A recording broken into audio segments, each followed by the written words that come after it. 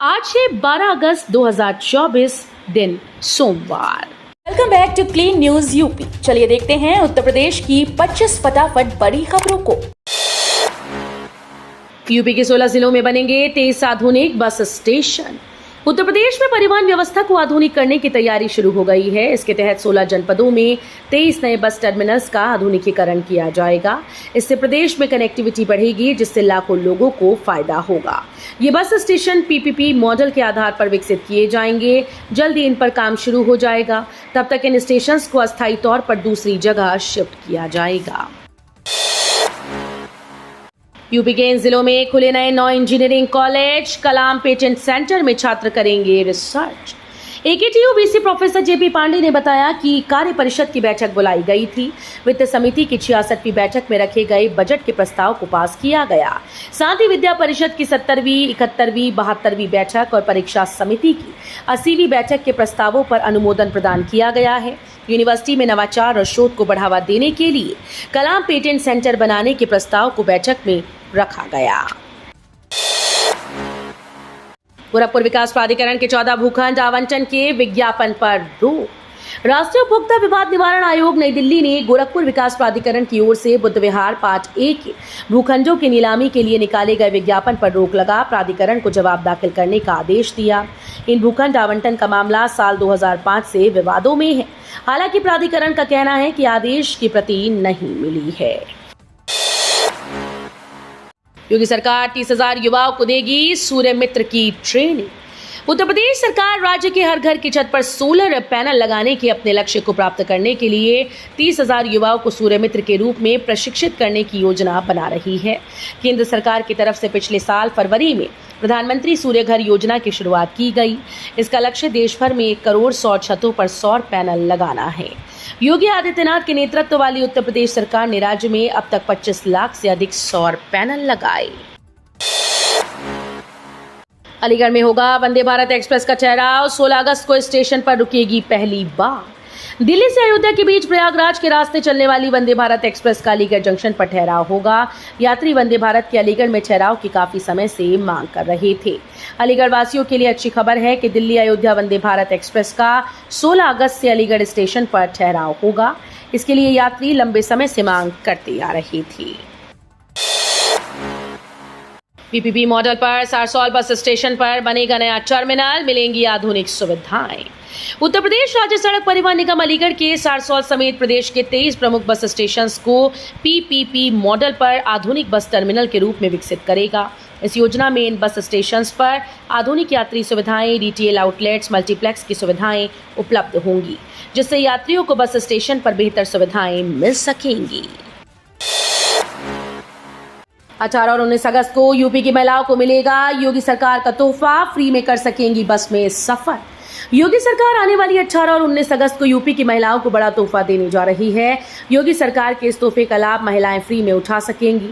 इसको लेकर शासन की ओर से आदेश भी जारी कर दिए गए। दरअसल रक्षाबंधन के त्योहार को देखते हुए योगी सरकार महिलाओं को हर साल की तरह इस साल भी फ्री में रोडवेज बसेस में सफर करवाएगी। ये व्यवस्था 18 और 19 अगस्त को रहेगी। 13 अगस्त से गोरखपुर विश्वविद्यालय द्वारा गोद लिए गए 5 गांव के स्कूल में शुरू होंगी प्रतियोगिताएं। प्रदेश के राज्यपाल आनंदीबेन पटेल की प्रेरणा से और कुलपति प्रोफेसर पूनम टंडन के मार्गदर्शन में गोरखपुर विश्वविद्यालय के द्वारा गोद लिए गए 5 गांव में स्थित स्कूल और आंगनवाड़ी केंद्रों पर विभिन्न प्रकार की प्रतिस्पर्धा का प्रारंभ 13 अगस्त से किया जा रहा है। ये संकल्प राज्यपाल श्रीमती आनंदीबेन पटेल के सचिवालय निर्देश के क्रम में विश्वविद्यालय के 43वें दीक्षांत समारोह को सामाजिक दृष्टिकोण से और सार्थक बनाने की एक अत्यंत सराहनीय अनूठी पहल है। 15 अगस्त को किसानों का हल्ला बोल। किसान कल्याण परिषद के बैनर तले रविवार को किसानों ने गांव मकसूदपुर स्थित किसान मजदूर की आवास के केंद्रीय कार्यालय पर बैठक की। इस दौरान 15 अगस्त को होने वाले आंदोलन की रूपरेखा तैयार की। बैठक में सभी किसानों ने 15 अगस्त को डीएम आवास का घेराव करने पर सहमति जताई है। इसके लिए किसानों ने पत्र लिखकर डीसीपी की अनुमति मांगी है। किसानों का कहना है कि अगर अनुमति मिलती है तो सभी तिरंगा और काली पट्टी बांधकर ट्रैक्टर यात्रा निकालते हुए डीएम आवास का घेराव करेंगे। यूपी के 7 जल विद्युत ग्रहों से बिजली उत्पादन बढ़ाने को तैयारी, 1249 मेगावाट का मिला लक्ष्य। यूपी में दिन प्रतिदिन बिजली की बढ़ती मांग को देखते हुए उत्तर प्रदेश पावर कॉरपोरेशन प्रबंधन सभी माध्यमों से बिजली की अधिकाधिक उपलब्धता बढ़ाने की कोशिशों में जुटा हुआ है। इसी कोशिश में अब उत्तर प्रदेश जल विद्युत निगम ने अपनी जल विद्युत परियोजनाओं से अधिक बिजली उत्पादन का लक्ष्य रखा। यूपी के 7 जल विद्युत ग्रहों से चालू वित्तीय वर्ष 2024-25 में 1249 मेगावाट बिजली उत्पादन का लक्ष्य रखा गया है। कोशिश ये है कि जलाशयों में पानी की उपलब्धता बनी रहने पर अधिक से अधिक बिजली का उत्पादन इन ग्रहों से किया जाए। बरेली में इंदौर जैसा 56 भोग, फूड कोर्ट में लगेंगी खान पान की 56 दुकानें। बरेली में इंदौर के 56 भोग की तर्ज पर डीडीपुरम में 3 करोड़ से बने फूड कोर्ट में खान पान की 56 दुकानें संचालित होंगी। अलग अलग जायकों वाले स्ट्रीट फूड यहां उपलब्ध होंगे। निजी कंपनी को इसके संचालन की जिम्मेदारी सौंपी गई, जो इन दुकानों का आवंटन करेगी। यहां पार्टीज भी हो सकेंगी। यूपी में एक बार फिर से रेल हादसा। यूपी में रेल हादसे रुकने का नाम नहीं ले रहे हैं। आए दिन किसी न किसी जिले में ट्रेन डिले हो रही हैं। अमरोहा और अलीगढ़ के बाद अब सोनभद्र से मालगाड़ी के पटरी से उतरने का मामला सामने आया। रविवार को जिले के बीना क्षेत्र के बांसी बिजली उपकेंद्र के पास खड़िया से कोयला लेकर अनपरा थर्मल पावर स्टेशन जा रही मालगाड़ी बेपटरी हो गई। इस हादसे में इंजन समेत 3 डब्बे पटरी से उतर गए। मालगाड़ी के डिरेल होने की सूचना मिलने से रेल अधिकारियों में हड़कंप मच गया।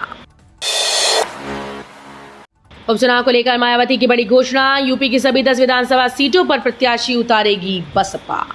लोकसभा चुनाव के बाद खाली हुई यूपी की 10 विधानसभा सीटों पर उपचुनाव को लेकर बसपा प्रमुख मायावती ने बड़ी घोषणा की। रविवार को आयोजित बसपा की बैठक में यूपी की पूर्व मुख्यमंत्री मायावती ने कहा कि निकट भविष्य में राज्य की 10 रिक्त विधानसभा सीटों पर होने वाले उपचुनाव में उनकी पार्टी अपने उम्मीदवार उतारेगी और पूरे दमखम से चुनाव लड़ेगी।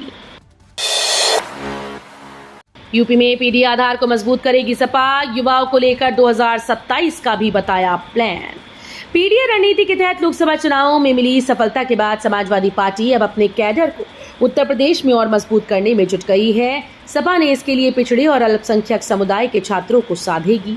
सपा युवाओं पर ध्यान केंद्रित करने के लिए 1 महीने तक चलने वाला पीडीए छात्र नौजवान जागृति अभियान भी शुरू किया है।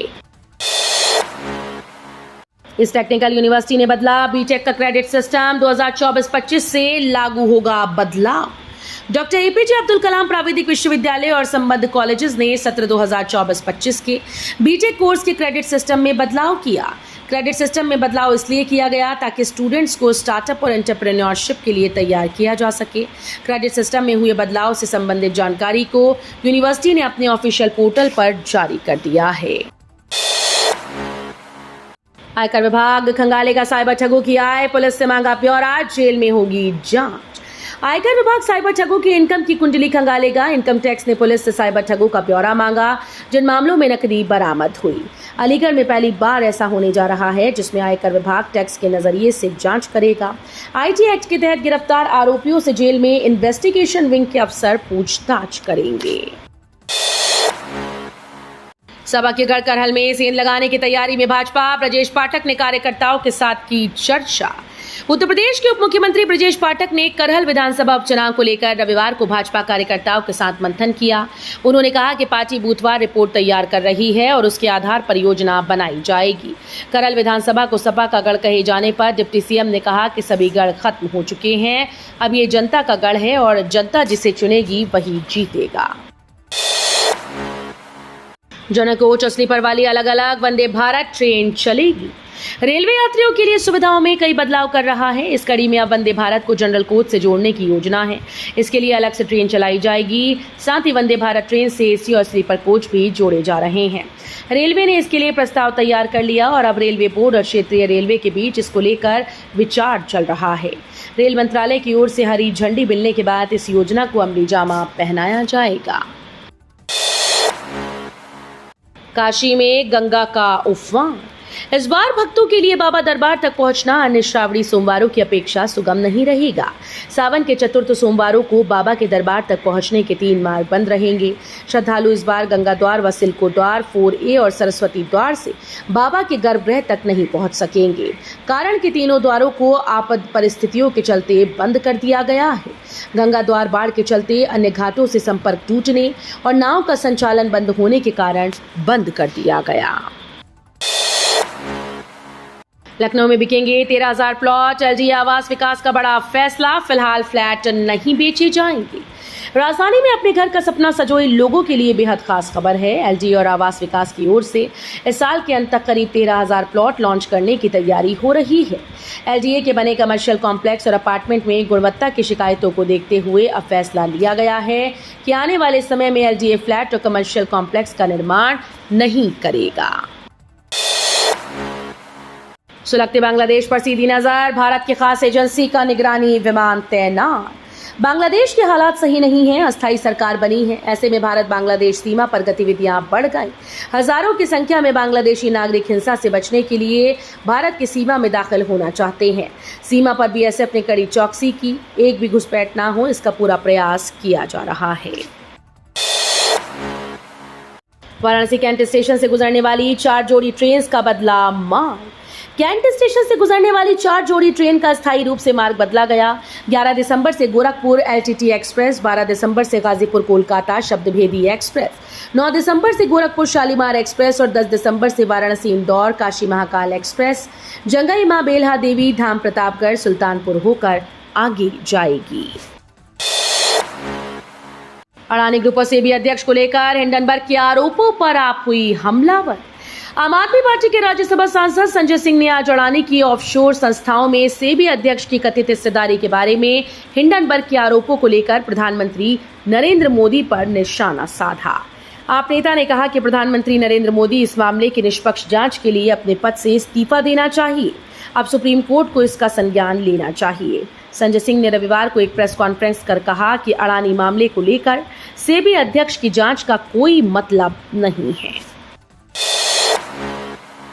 इलाहाबाद हाईकोर्ट ने खारिज की याचिका, फास्टैग टोल प्लाजा नियम को ठहराया वैध। इलाहाबाद हाईकोर्ट ने टोल शुल्क के संबंध में दायर जनहित याचिका को खारिज कर दिया है।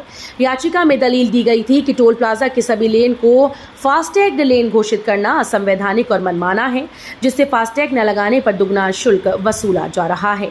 याचिकाकर्ता विजय प्रताप सिंह की ओर से दलील दी गई कि टोल वसूली और रोड टैक्स का भुगतान दोहरी कराधान है। विनेश फोगाट को मिलेगा गोल्ड, होगा भव्य स्वागत। विनेश फोगाट को लेकर बड़ा फैसला किया गया, उन्हें गोल्ड मेडल दिया जाएगा। इसके साथ ही उनके हरियाणा लौटने पर भव्य स्वागत समारोह भी आयोजित किया जाएगा। सर्वखाप महापंचायत की तरफ से ये फैसला लिया गया। विनेश को गोल्ड मेडल भी सर्वखाप की तरफ से दिया जाएगा। पेरिस ओलंपिक 2024 में विनेश गोल्ड मेडल की प्रबल दावेदार मानी जा रही थी, लेकिन फाइनल वाले दिन वो ओवरवेट होने की वजह से डिस्क्वालीफाई हो गई। तो ये थी आज की 25 फटाफट बड़ी खबरें। अगर आपको न्यूज पसंद आई हो तो वीडियो को लाइक और शेयर जरूर करें। धन्यवाद।